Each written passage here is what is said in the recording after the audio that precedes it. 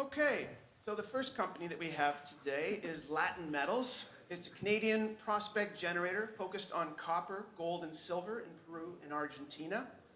They will be drilling the Cerro Bayo project and the Zaha copper gold project, also in Argentina. They're working on a spin-out on their Para and Aqueous projects as well. The company has a market capitalization of approximately 30 million and about 138 million shares outstanding.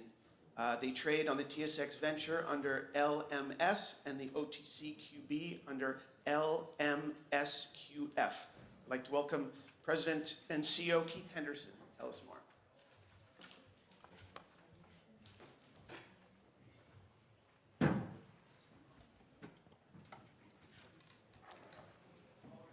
Thanks very much, everybody. Really enjoying the show. We met quite a few of you yesterday in scheduled meetings, and again today we've got a lot of meetings. If anyone likes what they hear here today and are not currently scheduled to meet with us, we'll be around at coffee breaks and lunch and everything, and happy to speak to anybody. Thanks for the introduction. Prospect generator in South America. A few forward-looking statements. We're focused in Peru and Argentina. We're also very focused on our shareholders, as I hope you'll understand by the time you get to the end of this presentation. And commodity-wise, copper, gold, and silver. I'll give you a bit of an introduction into what the company's doing, a bit of background. I'll then move into some discussion on some of our specific projects. And at the end, I'll let you know what some of the catalysts are that are coming up for the project and for the company. So the prospect generator model, it might be familiar to a lot of you, but just in case it isn't, what we do and what we're technically skilled at doing is selecting the right kind of really early stage projects that have got really, really significant upside so that ultimately they're going to attract investment from partners and from major mining companies. We spend a lot of our time looking for these projects. We acquire them. We typically do about $100,000 to $200,000 worth of work on the project, really just enough to make it interesting for a partner to come in.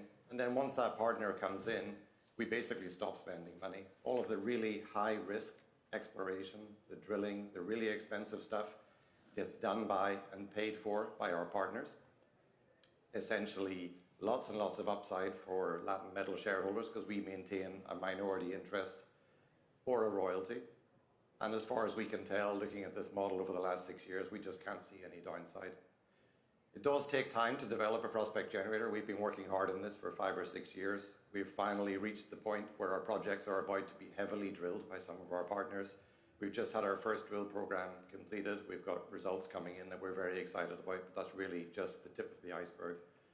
Lots more drilling getting done and lots more partners coming in to do work on our projects. These are some of the partners we've worked with. What this tells you really is big companies interested in our projects. That tells you something about the quality of our projects. It also, from your perspective, saves you a little bit of due diligence time. If Barrick comes in and wants to option one of our properties, you can be sure that they've spent 2 or 3 months doing due diligence, both on the ground with the data and legally. And you don't really need to waste too much more brain power yourself. Just move and come and make an investment. This is the 15 projects that we have on the books. They're at lots of different stages, some of them recently acquired, some of them being explored, some of them partnered, and ultimately they all want to get to the right-hand side of this graph and get to a discovery. As we option all of these properties out to partners, which we hope to get done this year, we're obviously bringing in new projects and constantly in growth. Growth for us doesn't cost any more than usual. We spend about $3 million per year. We keep putting projects out to partners, we keep bringing in new projects, and we just get bigger and bigger with lots and lots more opportunities for discovery as we get more and more projects being explored. I'll just skip this one and move quickly to some of the projects. This is one of my favorite projects. This is the last drill hole that this company ever drilled. And after we drilled this hole, we switched to being a prospect generator. The hole itself was very, very significant, a really significant discovery. 387 meters starting right at surface and 0.57% copper and 0.27 grams per ton gold. In very broad, rough terms, that's about 1% copper equivalent. So a really exceptional drill hole. In Q1 2018, when this was drilled, this was the 3rd best copper intersection on the entire planet, not taking account of the gold credit. So a really significant one. We've optioned this out to a partner called Moxico. We find that outside of London, many people haven't heard of this company. They're operated out of London in the UK. They're mining in Zambia, in the Zambian copper belt.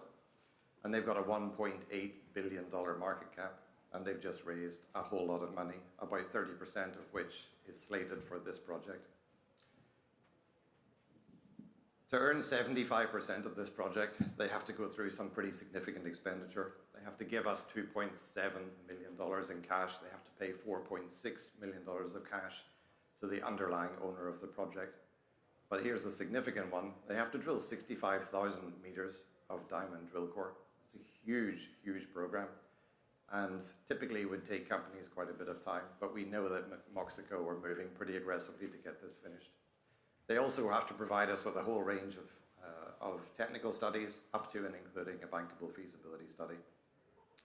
So a massive program. We would typically be holding out for a minority position and giving ourselves also the option to go to a royalty. In this case, it's a really large-scale project. We think it's got a lot of potential. Porphyry projects are not really a space where junior companies flourish, and so we've given Moxico the option to get to 100% through purchase of the remaining 25%. We put a floor of $10 million into that, but we would expect it to be the higher number, which is 2 cents per pound of copper that they've defined in their feasibility study. And for a moderately sized copper porphyry project in South America, we might expect that to be 15 to 20 million US dollars. That kind of money coming into our company, it's not massive, but it's significant. It allows us to continue in what we're doing with prospect generation without raising money. It also gives us a little bit of bandwidth to go and perhaps acquire some other projects as well. This is just taking a look at what this project looks like on surface. The bleached yellow rocks in the canyon. These are basically highly altered and highly mineralized rocks. As you get up onto the surface of the canyon, nothing's been tested, and that's what Moxico are going to be doing. They're going to be bringing multiple rigs to this site ultimately when they get their drill permit, and stepping out to the north and to the west, and hopefully adding lots and lots of tons. Moving on to a second project. This is the project that has just been drilled. It's in Santa Cruz province in Argentina. It was previously optioned to Barrick.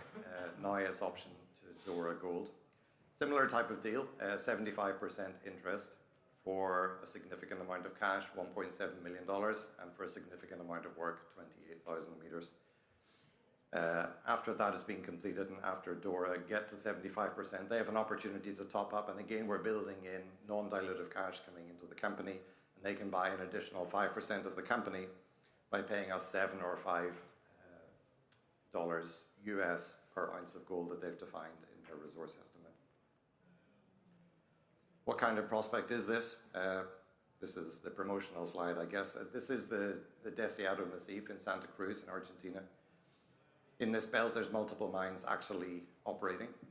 Over the last, let's say, 20 years, the companies that have mined and operated here have managed to define something of the order of 20 million ounces of gold and 600 million ounces of silver.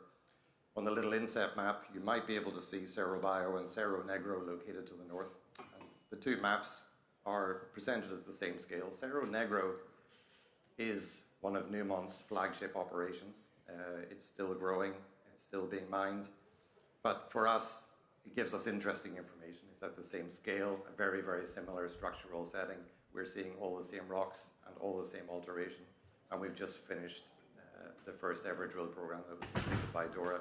We're expecting results in the next couple of weeks. This should be a silver and gold dominated story, and we're excited to see the results. Third project, this is something that we previously optioned out to AngloGold Ashanti. AngloGold Ashanti made a decision late last year to exit Argentina. But before they did so, they did wonderful things for this project. This was previously seen to be a bulk tonnage, fairly low-grade gold deposit. AngloGold have seen completely new type of target here, a high sulfidation. Their analogy is Salares Norte in Chile, which is both high grade and very, very significant ounces. AngloGold Ashanti have done permitting. They've put all of the red dots on the map, or what they had planned to drill. And now we're looking for a new company to come and look at this project. We've got multiple companies looking at it, and over the course of the next few months, we'll finalize terms and hopefully be in a position to announce a new partnership around September. Just a little bit of technical insight into what AngloGold actually saw here. This is hyperspectral data. If you're not technically inclined, pink is good and blue is not. On the right-hand side, you can see a very small area of pink labeled Julio Verne mine. This was historical production here. This is where a lot of the historical work happened at this project. And then you move to the left-hand side of the map and you see a rather large pink area, and that's advanced argillic alteration. It got AngloGold very excited. It points to a significant, potentially high-grade deposit sitting at depth. And it's untested, so we leave that for our next partner. And we're very excited to see what the results of that will be. Something a little bit different. This is also in northwest Argentina. It's the blue area is owned by SSR Mining. The brown area is owned by us, 100%. The blue area was the old Perquitas mining site, silver mining. The processing plant, the tailings, the camp, everything is still permitted, it's still operating. And we were of the opinion that SSR Mining were going to be leaving Argentina once this project kind of wound down. But we were buoyed and encouraged to see 5 rigs appear here between the Perquitas open pit and our property at the end of last year. And hopefully that's a conversation starter for us. We would hope to be able to offload this project for a royalty, and we would assume that a royalty in this case would be a fairly near-term opportunity for us. Finally, on the project, something else completely different. We're always generating projects. Sediment-hosted copper projects are of great interest in the world. Lots of companies are looking for them as porphyry deposits become more and more depleted through the world. This is in northwest Argentina as well. We were very convinced of our plans and our ideas here, and we went ahead and acquired 500,000 hectares, which is an absolutely massive land position. And if we're right about what we think is here, we already own all of it. We've been on the ground, as you can see from the photographs, we've seen the right types of mineralization, and it's very exciting to see that our ideas are kind of coming true. And in the table to the bottom left, you can see that other people are looking for this type of deposit around the world. And you can see that for large-scale regional plays like this, major mining companies are optioning these properties out for investments of the order of $35 million US, and that's exactly what we'll try to achieve with this project as well, also hopefully with a major mining company. Another project in Peru we don't have time for, but this is something that's permitted, and again, we hope to have a partner this year. Structure-wise, 138 million shares issued and outstanding. We spend $3 million per year. We have lots of sources of cash, including cash coming from partners, including warrants and options that are in the money. We don't need to raise money in 2026 or in 2027, and we think we don't need to raise money in 28 as well. So this cap table is what you see, and it is what you get. With warrants and options in the money, perhaps the future looks like 172 million. In terms of benchmarking against some of our peers, the diagram on the bottom right shows you, firstly, that we're performing relatively well compared to many of our prospect generator peers. But secondly, it shows you what some of the market capitalization potential is. We point in particular to companies that we like Kenorland. I think this diagram says 180 million market cap. It may be even quite a bit higher than that right now. We view that companies like Kenorland are doing exactly what we are doing. They are 2 to 3 years ahead of us. And we think that in time, in the near term, with drilling coming and with discoveries ahead of us, we can start to perform. So this gives you an idea of what a prospect generator can be worth if it's working properly. Lots of reasons to invest in Latin metals, the most important of which is catalysts, and I'll move to that to finish. We mentioned that we have a spin-out. That one has come to market in the last few weeks. It's now trading. The point of this spin-out was really this: with a prospect generator, there are many, many advantages in how we're operating. The one disadvantage that we might have is we get opportunities to access new acquisitions. It's very difficult to go and raise money to fund that because you're ultimately going to be diluting shareholders, and that's exactly what we're trying to avoid. So we came up with the idea that we'd create a spin-out specifically targeted at looking for new acquisitions. We've got a new management team coming in to run this company in parallel with Latin Metals, and it will be very focused on acquisitions in the gold and copper space in Latin America.